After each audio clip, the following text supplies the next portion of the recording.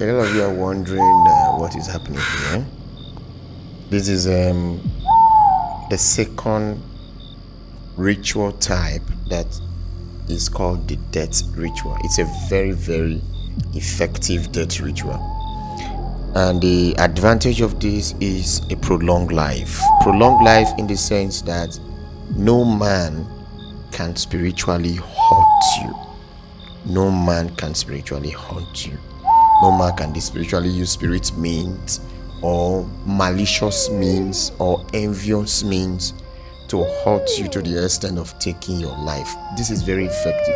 In fact, it doesn't mean whether somebody is spiritually planning your death. Maybe you have a neighbor and the neighbor is wishing you evil, is wishing you bad. Either you bought a car, he started envying you, wishing that you don't make money, or you have a brother. The truth is that you may not even know who your enemies are, but the idea is that those who have negative thought over you, this is the most brutal and the highest any man can go to. This is not a protection ritual. What you want to hear is not a protection ritual, but is an incantation coupled with a covenant ritual with Anubis and the spirits of death. Anubis is supposed to be the god, the ancient god of death that escorts people from the land of the living to the land of the dead. So this ritual is the invocation of the god of death, number one. The god of war. It depends on which of the gods in this ritual. I invoked Amadioha, I invoked Shango, and I invoked Odomakoma. And at the end of this ritual is this ritual is only available to second degree members of the watered religion. It can be taught in the mentorship class. It can be taught to first degree members. It cannot be taught to believers of the watered religion. But I just want you guys to know the process. You get it now? I may not tell you the process, but I want you to watch what I am doing. The reason why I'm playing this video out for you guys to see is the person you are seeing there is my wife.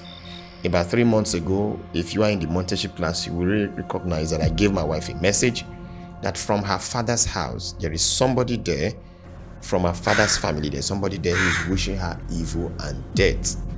And after the last food ritual we did another ritual, the moon water ritual and the rest stuff. My wife started seeing some signs, seeing some funny things which was no longer comfortable. The moment we finished the food rituals, for the past 3 days there have been some activities going on in the house, and obviously I did one for people they bury their papa, people they bury their uncle, people they bury their auntie, people they bury their brothers, people friends they run mad. And then is my own wife. So what I did a little tweak. Like I said, spirituality and science is the same. If you are not scientifically learned, you can't even know how to use spirituality. Let me tell you, there's no difference between spirituality and science, in the sense that if, for example, you are noticing your business is no longer going, you decide to do food ritual. If I, Uzih, wants to do it, I may not do it with the normal contemporary way it is done. I may decide to use a different means entirely to do it. Why? Because in science, trying to follow one formula all the time will make you just be dependent. Once in a while, you have to test different chemicals, you have to test different formulas, you have to even create your own formulas. And when you start creating your own formulas that works, you are now a master's. From there, you create a new theory that will become the basis of belief. You become a doctor or a PhD. So I'm actually a PhD in African spirituality. So what makes this different is that at the end of the ritual, I did wealth attraction ritual, in the sense that whoever those people are that are maybe planning death towards my wife, those people will die. No, literally they will die. And I already told my wife that before the end of this year, don't mourn anybody. They tell, somebody died in the family, don't mourn. But obviously, except the person, I have to put a little clause, make it not be like that they wicked. Except the person stop. In fact, it's the reason why I'm posting this video, so that whoever that is connected to her in her family happen to see this video, they will share among themselves. I'm gonna leave Naomi. I bury people. I literally bury people. Whether you come for me or not, it is not her time. She cannot die young. She can't follow a pattern. It is not her time. Rather, whoever person that is planning it will be the one that will go. Now, what made this ritual very dangerous was because I also put her ancestors to the stand. I invoke her ancestor to the stand.